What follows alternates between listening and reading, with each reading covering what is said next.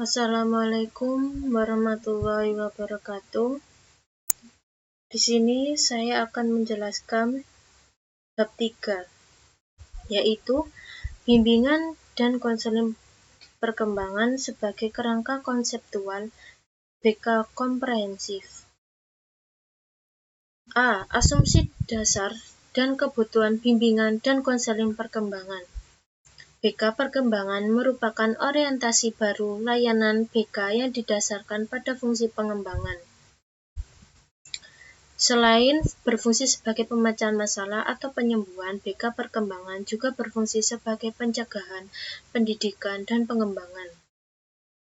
Secara lebih rinci, asumsi dasar dari BK perkembangan yaitu: yang pertama, konseling bukanlah individu yang sakit.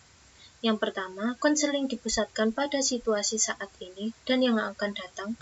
Yang ketiga, konseling bukanlah pasien. Yang keempat, konselor atau guru BK bukanlah individu yang netral atau bebas nilai-nilai. B. Teori BK perkembangan. Menurut Ahman, 2011, teori perkembangan adalah dasar layanan BK. Pemahaman terhadap tugas-tugas perkembangan siswa sangat berguna bagi pendidik. C. Tujuan BK perkembangan. 1. Tujuan BK perkembangan yang berkaitan dengan aspek pribadi sosial. Yang pertama, memiliki komitmen yang kuat dalam mengamalkan nilai-nilai keimanan dan ketakwaan kepada Tuhan Yang Maha Esa. Yang kedua, memiliki sikap toleransi terhadap umat beragama lain dan saling menghormati. Tujuan BK perkembangan yang terkait dengan aspek akademik. Yang pertama, memiliki kesadaran tentang potensi diri dalam aspek belajar. Yang kedua, memiliki motif yang tinggi untuk belajar sepanjang hayat. Yang ketiga, tujuan BK perkembangan yang terkait dengan aspek karir. Yang pertama, memiliki pemahaman diri, kemampuan, minat, dan kepribadian yang terkait dengan pekerjaan. Yang kedua, memiliki kemampuan untuk membentuk identitas karir dengan cara mengenali ciri-ciri pekerjaan, kemampuan yang dituntut. D. Prinsip-prinsip BK perkembangan. Yang pertama, layanan BK perkembangan didasarkan pada asumsi bahwa layanan tersebut dibutuhkan oleh semua siswa, baik yang mengalami maupun yang tidak mengalami hambatan dalam proses perkembangannya. Yang kedua, BK perkembangan memusatkan pada belajar siswa. Dan yang ketiga, konselor dan guru merupakan petugas bersama dalam program BK perkembangan. E. Peran personel sekolah dalam BK perkembangan. Yang pertama, kepala sekolah, yaitu penentuan staf personil BK. Yang kedua, penyusunan program BK. Yang ketiga, sosialisasi dan penetapan program BK kepada sivitas sekolah sebagai bagian dari program pendidikan. Yang kedua, wakil kepala sekolah, yaitu pelaksanaan kebijakan pimpinan sekolah, terutama yang berkaitan dengan pelaksanaan layanan BK. Yang kedua, penyediaan informasi baik berkaitan dengan aktivitas dan prestasi akademik. Dan yang ketiga, dukungan dan pemantauan pelaksanaan layanan BK.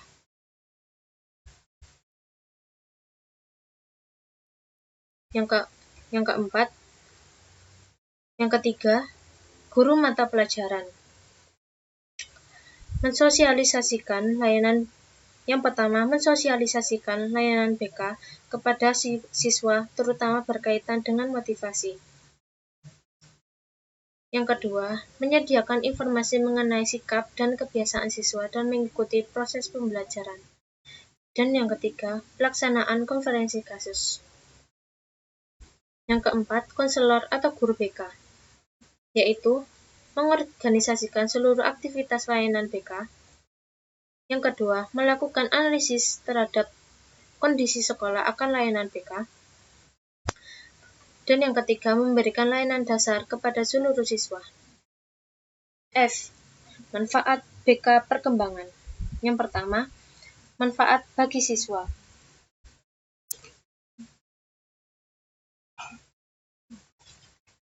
yaitu memonitor data atau informasi untuk memfasilitasi pengembangan potensi siswa. Yang kedua, menyediakan strategi untuk mengatasi prestasi rendah. Dan yang ketiga, meningkatkan ketepatan kurikulum bagi setiap siswa. Yang kedua, manfaat bagi orang tua, yaitu memberikan dorongan dalam mendukung kemampuan akademik, karir pribadi, atau perkembangan sosial para siswa. Yang kedua, memberikan data kemajuan siswa.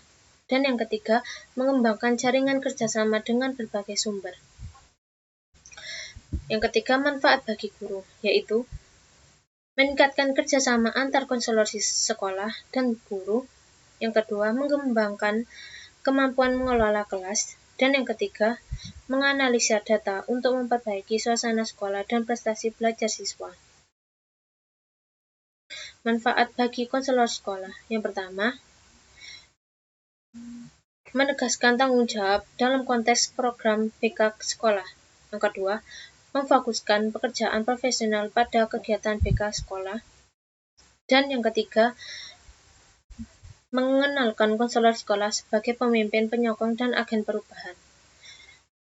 Manfaat bagi pendidik konselor. Yang pertama, memberikan gambaran kerja program BK sekolah. Yang kedua, membentuk gambaran pekerjaan bagi praktisi konselor sekolah. Dan yang ketiga, membangun kerjasama antara lembaga program pendidikan konselor dan sekolah. Manfaat bagi kelanjutan pendidikan siswa. A. Yaitu mempertinggi kejelasan siswa dalam melanjutkan pendidikan. B. Menyiapkan setiap siswa untuk mempercepat kesempatan pendidikan. Yang C. Mendorong setiap siswa untuk mencari peluang memasuki perguruan tinggi. Manfaat bagi layanan personal siswa. A. Menetapkan prioritas layanan program BK. B. Mengoptimalkan kesuksesan siswa secara individu. Dan yang C. Memaksimalkan perkembangan siswa secara individu. Baik, sekian penjelasan dari saya. Wassalamualaikum warahmatullahi wabarakatuh.